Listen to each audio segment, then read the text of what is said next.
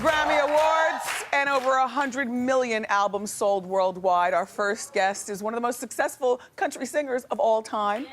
Now, she's got a brand new album. It's called Blue Smoke, and I'm really excited that she's here on our show. Please give a resounding clapation for the one and only Dolly Parton.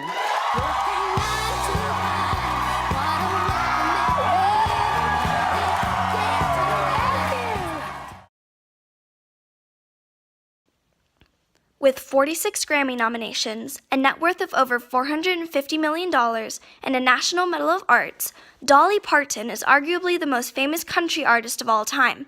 In 1964, however, she was just a high school girl with a dream. Dolly Parton was born the fourth of 12 children on January 19, 1946, in a one-room cabin in rural Tennessee.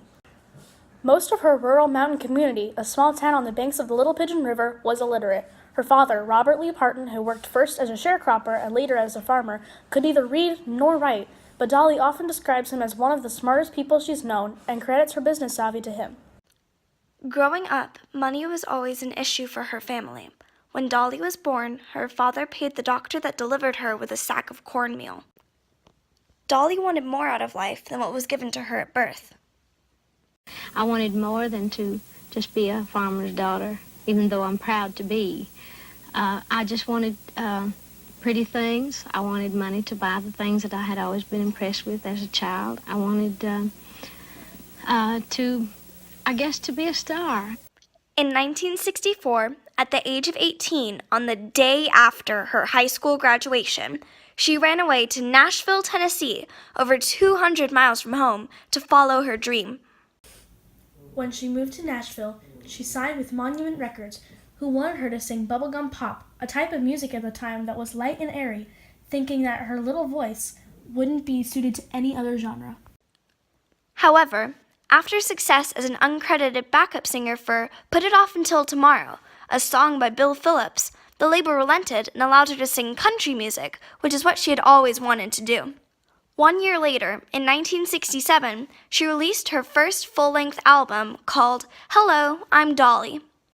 That same year, Porter Wagoner, a relatively well-known country singer and talk show host, invited her to be on his show as a regular musical performer. He also signed her on to the record label that he had a contract with, RCA Records.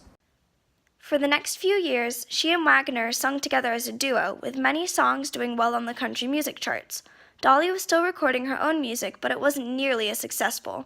This lack of success frustrated both Dolly and Wagoner. In 1970, Wagoner encouraged her to record a cover of Mule Skinner Blues, a song by a popular country artist, Jimmie Rogers. This jump-started her career, with the song, and subsequently Dolly, performing well on the charts. Soon after this success, Dolly released her own #1 hit, Joshua. Unfortunately for Wagoner, the next few years for Dolly as a solo artist were very successful, and in 1974, Dolly made the decision to leave the duo. Her song, I Will Always Love You, is about her professional break from Wagoner. The two still remained friends, but stopped performing together. As a solo artist, Dolly began to transition into a more mainstream line of music. Her classic country album soon became sprinkled with more country pop songs. She also started to move more and more into the world of Hollywood and producing, appearing on many talk shows, such as the Barbara Walters Special. From 1976 to 1977, she even had her own variety show called Dolly. In 1978, she won her first Grammy Award for her album Here You Come Again, the first of 46 nominations and 9 wins.